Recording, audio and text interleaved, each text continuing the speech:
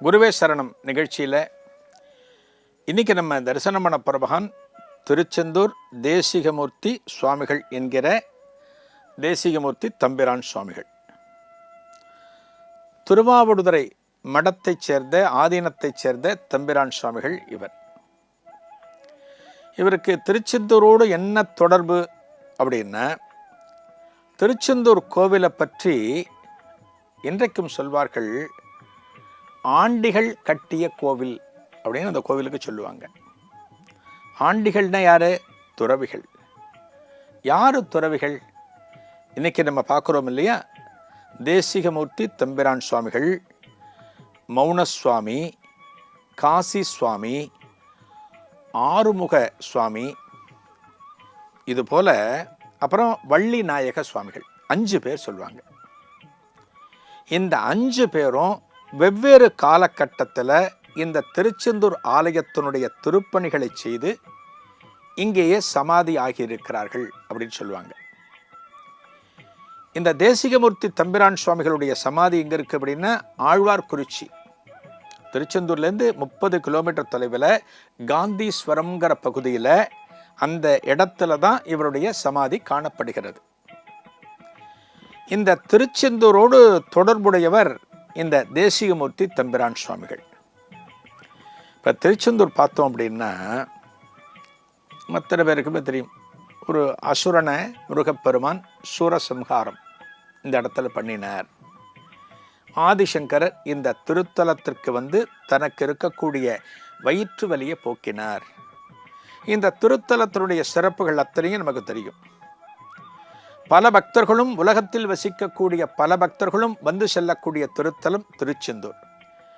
இந்த திருச்செந்தூருக்கு திருப்பணி செய்கிற ஒரு மிகப்பெரிய பேரு கிடைக்கிறது, அதுவும் ஒரு சன்னியாசிக்கு கிடைக்கிறதுனா எத்தனை பெருமை அது இல்லையா? நம்ம திருச்செந்தூரை பார்த்துருக்கோம். கடல் பக்கத்தில் கோவில், கிழக்கு பக்கமாக கடல்.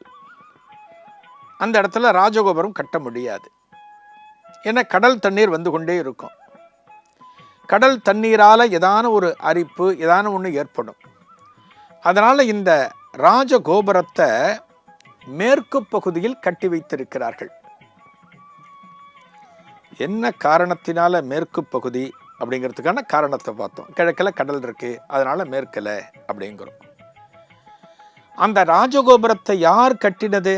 ஒரு ராஜாவா, ஒரு ஜமீன்தாரா, ஒரு மிராசுதாரா? கிடையாது.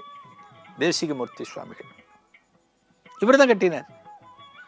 எப்படி ஒரு துறவி ஒரு ராஜகோபுரத்தை கட்ட முடியும்? நம்ம திருவண்ணாமலையை பார்த்தோம். திருவண்ணாமலையில் அம்மணி அம்மாள் அப்படிங்கிற ஒரு அம்மாளை பற்றி இந்த நிகழ்ச்சியில் பார்த்தோம். அந்த அம்மா ஒரு ராஜகோபுரம் கட்டியிருக்காங்க. பக்தர்களிடமிருந்து பணம் பெற்று இறைவனின் ஆசியோடு கட்டியிருக்கிறார்கள். அதே போல் இந்த திருத்தலத்தில் திருச்செந்தூரில் மேற்கு ராஜகோபுரம் 137 அடி உயரம் கொண்டது. எத்தனை அடி? 137 அடி, 9 நிலைகள். மிக பிரம்மாண்டமான இந்த ராஜகோபுரத்தை கட்டினது தேசிகமூர்த்தி தம்பிரான் சுவாமிகள். இந்த அனுக்கிரகம் அவருக்கு எப்படி கிடைத்தது? முருகப்பெருமான் ஒரு நாள் இவருடைய கனவுல தோன்றி, எனக்கு மேற்கு பக்கம் ஒரு ராஜகோபுரத்தை நீ கட்டு அப்படின்னு சொல்றான். ஒரு துறவிக்கு என்ன சந்தேகம் வரும் அந்த நேரத்தில்? எப்படிடா நம்மளால ஒரு ராஜகோபுரத்தை கட்ட முடியும்?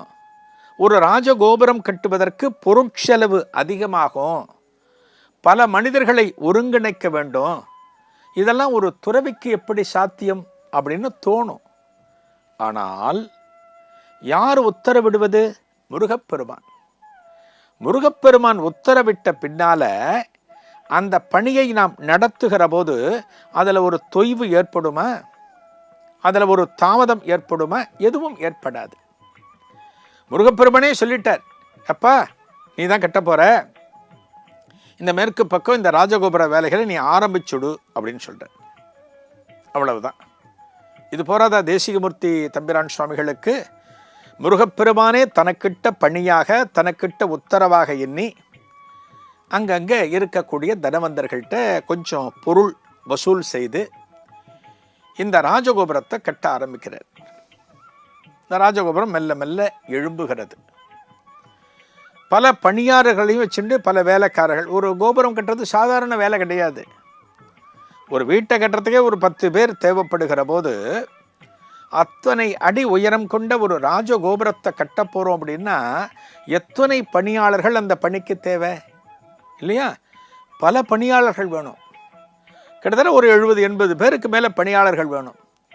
அத்தனை பேரை வச்சுட்டு அந்த வேலைகளை ஆரம்பிக்கிறார். இதெல்லாம் சாதாரணமாக பண்ண முடியாது.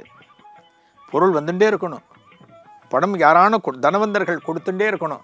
அப்படி போயிட்டே இருக்கு ராஜகோபுரம். ஒரு கட்டத்தில் எல்லாரும் கொடுத்த பணம் தீர்ந்து போச்சு, முடிஞ்சு போச்சு, பணம் இல்லை. கேட்ட ஆசாமிங்கள்ட்ட போய் கேட்க முடியாது. ஆனால் கோபுரப்பணி தொடரணும். எப்படி தொடர்ந்தது? இதன் தொடர்ச்சியை நாளைய குருவே சரணத்தில் காணலாம். நன்றி, வணக்கம்.